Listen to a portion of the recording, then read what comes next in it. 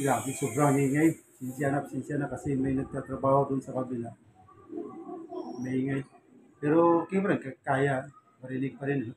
So ngayon, pag-usapan natin tungkol to sa nangyayari sa barangay namin. Barangay Nueva Casiris, Oslob, Cebu. So nangyari dito, may mga kababalaghan nangyari. Ito, dalawang konsyal, marami ito, kaya lang maraming dapat kong babagitin. Pero ito lang, dalawa kasi medyo yumayabang. Ito si Wendell Babiera. Ito, nanalo to ng barangay konsyal ng barangay namin, Nueva Casiris. Dati itong Iski Chairman. Yung isa naman, si Kers Pigis. So, ngayon, usapan natin. Nung Sabado, nagkaanuhan kayo sa gutan, no? Kasi, gusto ko ipabot sa inyo kung ano yung kamalian, no? Tungkol sa pagtakbo nila. So, ang babanggitin ko lang ngayon, yung tungkol sa violation. Hindi sila residente ng barangay na to. Ngayon, pagmamalaki nila na residente daw sila sa barangay na to, tapos ang yabang pa, sabi, English pa para papalakpakan ng mga supporters, mga sungot. Ngayon, wala namang alam. No? Tapos may isa pa nagsasabi, welcome, wala daw yun. Yung ibig sabihin, welcome, yung boundaries, kasi yung pinag-usapan dito, residente, ay bawal man, hindi, nasa batas man yun. Hindi ka pwedeng tumakbo, hindi ka pwedeng mag-rehistro kung hindi ka residente. Hindi natin isali yung iba. So, paliwanag natin, hindi ka residente. Yun lang, residente lang. Itong dalawa na to, nakapag-rehistro sa barangay na to. Yung isa na to, naging iski pa nung nakaraan. Kaya nga, sabi natin, kung nagkamali, i-correct natin. Yan, sinabi ko. Nagmamayabang. Chocolate pa. Chocolate. Yung kulay mo, chocolate. Nagmamayabang nga, 2 years old pa daw siya. Dito na siya. Dito ka na 2 years old, wala, pero hindi ka residente. Katabi lang to, yung barangay Bunbun, tsaka barangay Nueva Casiris. Yung bahay na doon sa barangay Bunbun. And dinagdagan niya pa.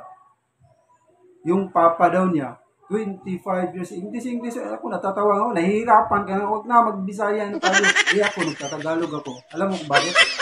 Sinadya ako magtatagalog ako para marinig, para maintindihan ng taga, di ba?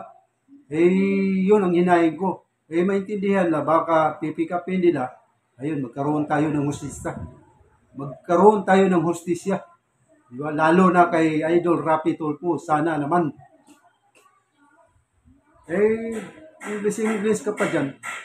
Wala namang Merkano dito.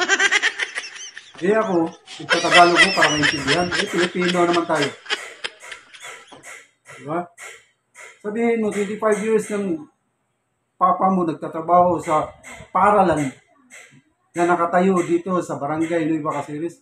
Kahit 100 taon pa yan, nagtatrabaho dyan, hindi pa rin kayo residente kasi yung bahay nyo wala sa Nueva Casiris. Kayong dalawa, konsihal. Huwag kayong puro kasinungalingan yung mga...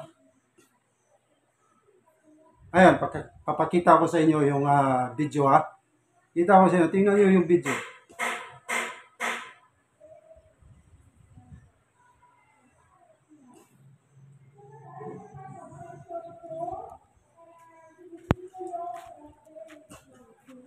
Yabang. So, may ngadlaw natong tanan no.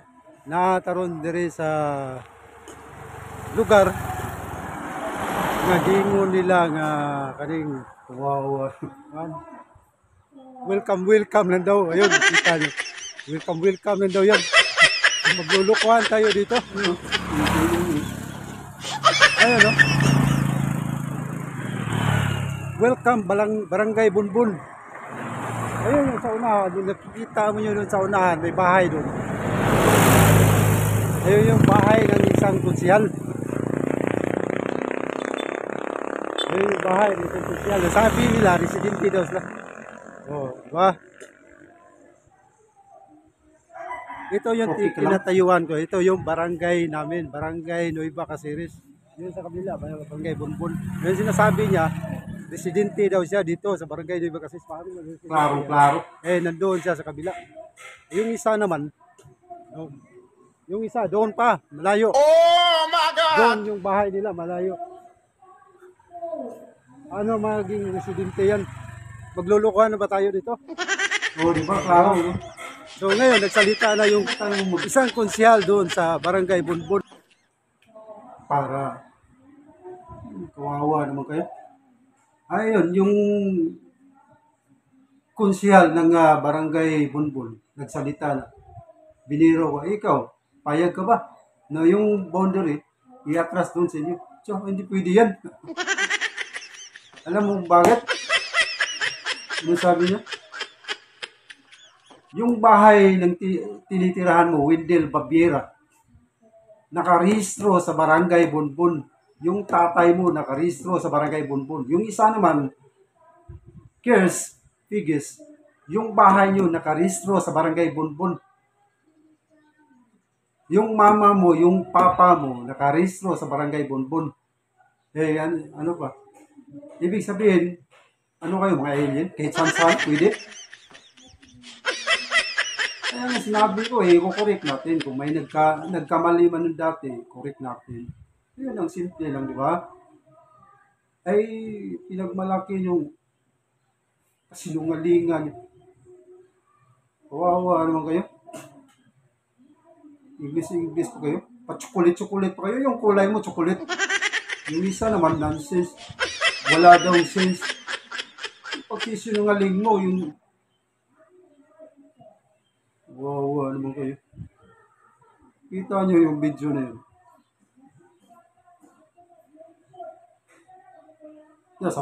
May sasabihin yung welcome na yan. Wala lang yan. Oh, shout out sa naglagay ng boundaries na yan. Hindi naman siguro janitor lang naglagay yan. Ayun, kapitan natin. Oh, yun, trabaho niya yun. Ano ba? Welcome lang yan. Engineer nga tawag ko nun engineer. Di ba? Tinawag ko sa General Assembly, engineer. Trabaho na yun Di ba? Surveyor yun dapat ikaw magsalita ka kung talagang nagsiservisyo ka. Ito namang dalawa na to, sinasabi nilang nagsiservisyo naman kami ng maayos. Kung yung lukuhin, tumatakbo pa lang kayo niloko nyo niya yung tao. Yung qualification nyo, wala na, panluloko na yun. Bakit ba? Hindi na tayo magmamang-mangan. Sasabihin mo kung, bababa ako, papa ka na.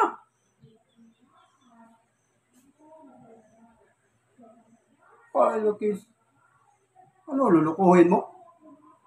Ayun nga ang mali dito sa atin Pag ikaw, ordinaryo, nagreklamo, wala. Bakit? Lalo na pag politiko yung nireklamo mo. Hindi ako pinanganak sa... Ayun yung video. Hindi ba kayo nahiya?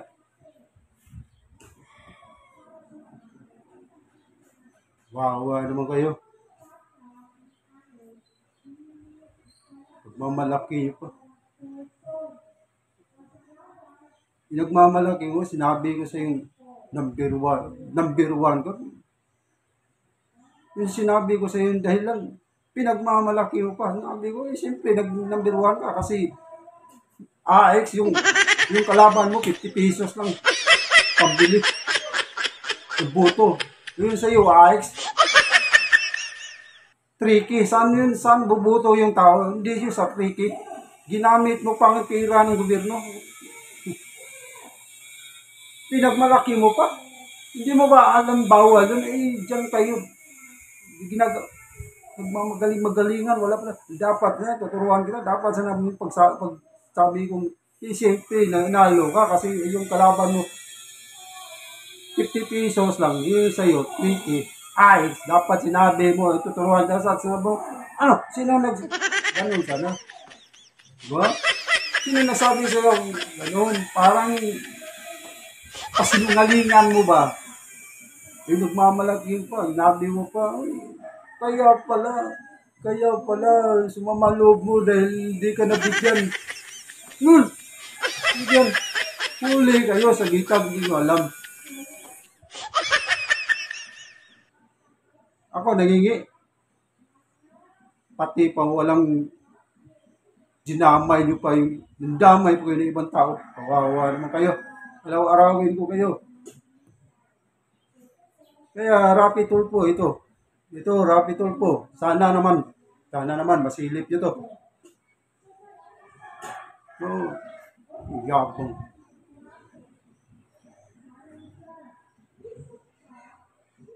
Malaki yun, nanonood yun, puro mga alipores niya eh.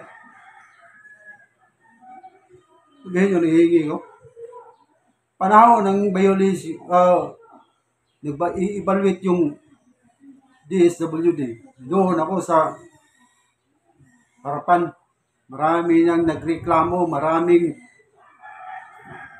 galit. Eh ako nandoon. Ako yung sinumbungan. Ayun, pumasok ako. Kunwari, humihingi ako ng sino nakita ko? Ikaw, yung curse. Siyang nagbibigay ng mga indigency. Ba't kayo nandyan? Tumatakbo kayo. Sa panahon ng eleksyon, kasagsagan na yung... Ba't kayo nandyan? Eh, hindi ka rin opisyal nun. Tumatakbo ka. Kasama ka sa partido nila, kaya nandyan ka. Eh, nagpapasikat eh. Publicity para, ayun, sila pala yun. Oh, political strategy. Simple. Hindi nyo alam, bawal yan. Ba't ako alam ko hindi ako nakalista. Inaso ko, pagpunta ko doon sa computer, sabi ma'am, sir, wala ka dito, alam ko. Okay lang, yung ako. Ayun, yung isang kapitan, yung isang konsyal nyo na wala ring alam, tinanggap pa yung papel ko para palusok. Anong ginawa ko? Kinuha ko, alam ko na this. Kinuha ko, yun, alam ko na this. Eh, paano nyo na sabi nang hihingi ko? Uli kayo sa bitag, yung ibig sabihin, ayun, paglabas ko, alam ko na. Yan, hihingi ko. Eh, pati yung ibang tao walang dinamay pa. Kawawa nyo na, hihingi.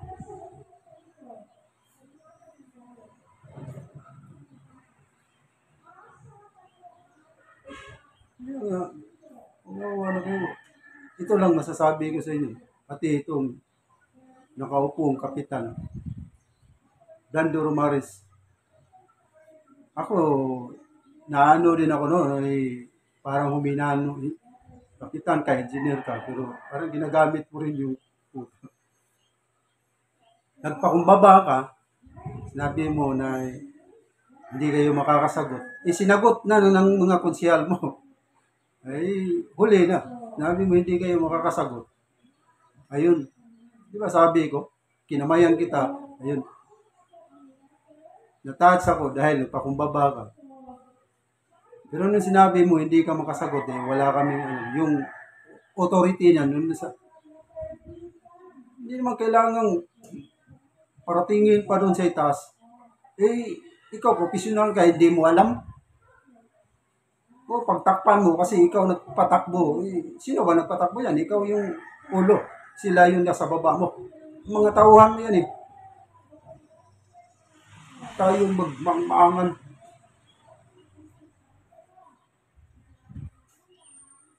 Ayun eh, i-challenge kita. Challenge kita. Ikaw gumawa ng paraan. Mababain mo yung tatlo na yan. Ayun, baka sasaludo pa ako sa iyo. Yung tatlo na yan. Kasi pag hindi, wala akong magawa. Hindi mo ako. Opinion ko lang, ano? Opinion ko lang. Hindi ako. Sino ba ako? Ordinaryong tao na lang ako eh. Opinion ko lang. Ikaw, pababain mo. Ikaw magpababa kasi ikaw nagpatakbo niya. Pababain mo yan. Pag hindi, tuloy-tuloy pa rin to. Eh, kung sabihin nyo, tahimik lang tayo, walang mangyayari. Okay lang, tuloy pa rin ako. Oh, di ba? Tuloy pa rin ako. Hanggang kailan tayo magkaroon ng hustisya? Eh, baka darating ang araw, barinig tayo. Ayun lang.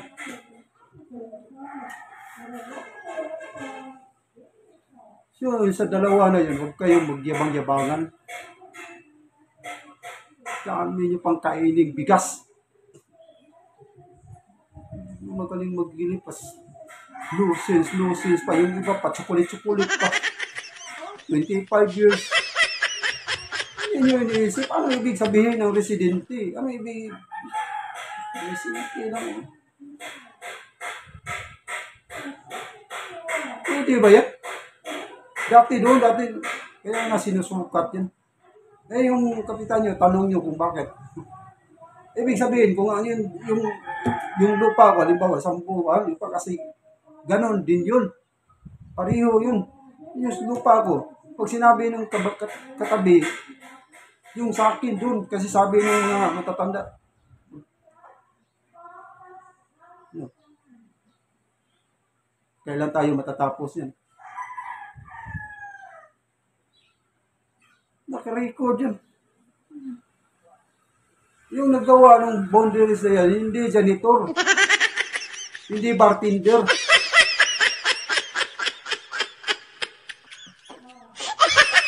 Wala lang din. Welcome yan. Hindi nga yan dito sa Pilipinas. Buong Pilipinas may ganyan. Boundaries yan. Nangyari na ngayon doon sa Banlong dati. Kasi, di ba? Hindi lang yan dito, hanggang doon sa ibang bansa. Ayun nga nangyari sa West Philippine Sea, alam mo yan. Yung West Philippine Sea, tingnan mo ha, yung West Philippine Sea, wala pang, may nakita kang doon? Tinirik na. Wala kasi dagat yan. Pero alam nga nila eh. Masusukat nga nila. Ano pa kaya dito lupa? Mga gamiton. Nandiyan na niya boundary. Landmark. Lahat sa mundo. Eh, ito lang masasabi ko sa iyo. Ang dami ko nang napuntahan na lugar. Buong mundo. May ganun talaga. Landmarks yan. Nagpapatunay na ito. Hanggang dito lang kami. Sabihin nyo. Hanggang doon. Paano kayo naging... Hindi ko sinasabi na lang. Pero dapat naman yung iba. Alamin nyo muna bago kayo magsalita. May resibo ba? Ako hindi ko sinasabi na alam ko ha. Pero bago ako magsasalita, dapat inaalam mo para hindi tayo mabungulyaso. Wow. So, Wendell Babira, ayun, pakinggan nyo. Tingnan nyo yung video. Dilat mo yung mata. Tingnan nyo yung bahay nyo. Pati yun si Kers Figis. Ayun, makipag-away ka doon sa mga opisyal ng Barangay Bunbun. Sabihin nyo, ba't nyo sinabi?